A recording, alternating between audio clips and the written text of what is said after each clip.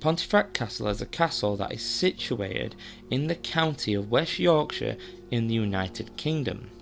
This castle had seen much action throughout its history, from rebels besieging the castle and almost destroying it, but with the incredible defenders and the land it sited on, they lasted many years before it getting conquered and falling into ruin.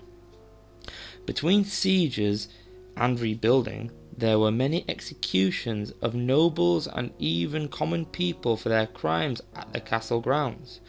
Some of the most poignant people to be imprisoned and even killed at the castle range from Mary Queen of Scots in the period that was the Tudor era and Richard II in the 14th century. In this video I am going to tell you about an urban legend of the Wandering Monk, or better known as the Black Monk of Pontefract Castle, and a little tale to quench your thirst for the tales of the creepy and the spooky. The Wandering Monk of the castle has been seen walking from one point of the castle to the other. However, the monk has only been seen walking west to east and been never seen in the opposite direction, as it normally vanishes near the Queen's Tower. Not much is known of this ghost, but it has been seen many times throughout the ages. The apparition has also been known to be an omen of woe, as in the past it has been reported that when the monk has been seen, not shortly after, the person who saw the apparition came to misfortune, or someone around them or related to them. But, as I have said before, there is not much known of the monk, and its real identity is hidden. So, onto the tale I have penned for you. Pontefract Castle was meant to be an easy assignment for my college history degree. You know, learn the history of the place, write a long essay, and boom, a good grade at the end of the year. However, all plans come apart, even the foolproof ones. Getting to the castle with one of my friends, getting our tent up, it's simple. So, we climbed the gate, as we really weren't exactly allowed to be there at night, as it closes around 5 p.m. Me and my friends slowly made our way to the courtyard, where there is some open land so we could set up our tent and stay warm in the chilly English weather.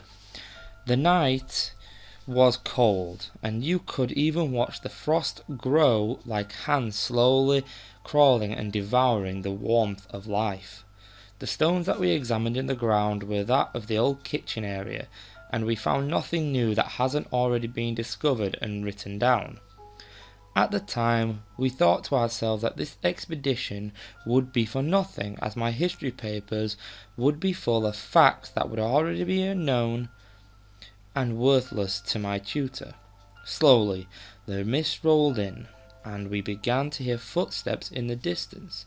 So, we weren't exactly meant to be there, so we hid, until we noticed that the footsteps slowly circled the courtyard near the Queen's Tower. This made us both look at each other and questioned silently who could that have been. We both sat there, just listening, until I gained enough courage to take a peek out from my hiding spot, only to see a shadow of a person moving up the already ruined steps, heading up to the main tower and the turret tower. We slowly moved around and back to our tent, and slowly and quietly disassembled it, making sure that our presence wouldn't have been found by any other living soul, even though it would have already been known by the said person that we found. With this done, my friend wanted us to head home. However, I shook my head, knowing leaving without anything useful would seal the fate for my essay, and that would be forced me to copy and paste a generic nightmare for my tutor, and that would lead to my tutor lowering my grades substantially. Convincing my friend to stay with me wasn't an easy task in the slightest, but after I begged, they agreed, and we slowly moved our way to the front of the castle. dodging light spots so the residents that dwelled inside the houses that surround the area wouldn't spot us and report us to the local police.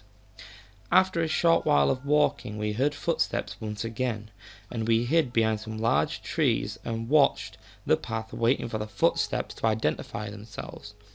Within moments of us finding our hiding spots, my friend shrieked out a muffled scream as they whispered to me that they felt a breath and a hand on the back of their neck, even though, when we investigated, there was nothing that could have hidden behind us due to a large drop just meters away from our hiding spot. After the commotion, I listened silently for the footsteps, but none are heard, and we begin to move closer to the castle wall. Moving down the path, we find a small metal gate that leads to the old disused escape tunnels and well that spread throughout Pontefract and even lead down to the nearby town of Nottingley. Disappearing into the tunnels, we found that most of them were restricted and unable to pass down. After circling down a few paths, we found an unlit area that seems that it hasn't been touched by life for a long time. Exploring the ruins of the tunnels, we stopped sharply as my friend begins to whimper as they slowly said that something has touched my back with a hand. Once the words came out of their mouth, I spun around and saw nothing in the darkness, as it was so dark no light of life could exist in the darkness of the abyss. The tension increased as myself and my friend began to record what we found in the tunnel and began to make our way back to the surface. Within meters of the gate we entered, my friend began to giggle and chuckle unnaturally. Once out in the gloom of the misty castle, my friend vanished into thin air with no presence that I could find. I spent what seemed like hours searching the old kitchen ruins and all the way up to the dungeon gates, which were sealed shut for the night. After heading back to the courtyard, absolutely exhausted from frantically searching for them, I look up and notice a black mass stood in the ruins of the Queen's Tower, staring down at me. When I focused my eyes in the night's air, I found myself staring at a monk-like apparition, where the face was nothing more than a black abyss, and the robes, to my knowledge, could have been between the Tudor era and later.